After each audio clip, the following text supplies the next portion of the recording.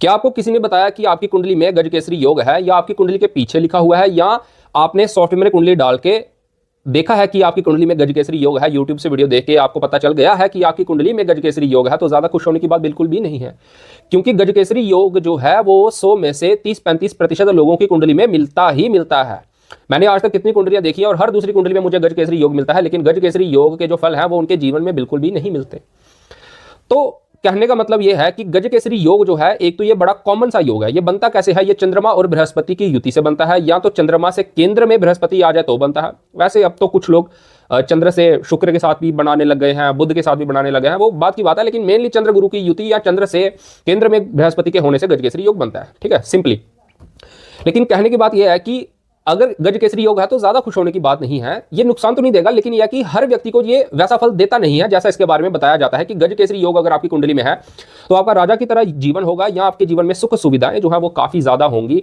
आपको समृद्धि मिलेगी, जीवन में सुख समृद्धि मिलेगी, और आप अपने जीवन में काफी ऊंचे मुकाम पे पहुंच पाओगे। आपको हर जगह विजय प्राप्त होगी, या फिर मतलब कि एक अच्छा जीवन जिसे कह सकते हैं आप कि अच्छा जीवन आपका हो सकता है गजकेसरी योग अगर आपकी कुंडली में है। लेकिन हर व्यक्ति की कुंडली, जिसकी कुंडली में गजकेसरी योग है, ऐसा होता नहीं है।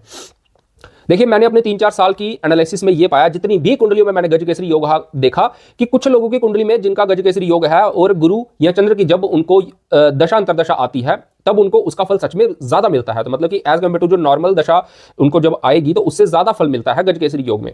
लेकिन मैंने ऐसा भी देखा है कि गजकेसरी योग है और गुरु या चंद्र की दशा अंतरदशा आती है, लेकिन उनको कोई विशेष फल नहीं मिलता। उसका क्या कारण है? देखिए, सिर्फ गजकेसरी योग का होना ही काफी नहीं है कि गजकेसरी योग है तो आपको सब कुछ मिल जाएगा जीवन में।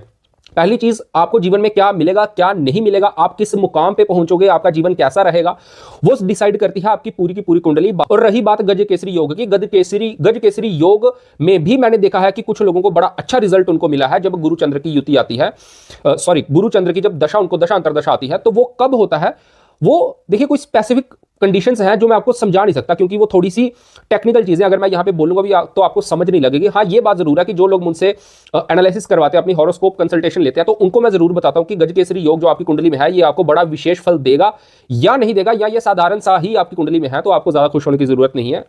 तो आज की चर्चा इस गजकेसरी योग पे थी कि ये आपको अच्छा फल बहुत ज्यादा दे भी सकता है और साधारण फल भी दे सकता है, लेकिन बड़ा ज्यादा खुश होने की बात नहीं है कि गजकेसरी योग है तो अब जो है मेरा जीवन जो है वो पता नहीं कितना शानदार रहेगा, कितना राजा की तरह रहेगा, या फिर मैं जीवन में पता नहीं कितनी ऊंचाइयों पे पहुंचूंगा, कि सिर्फ इसलिए कि गजकेसरी योग है।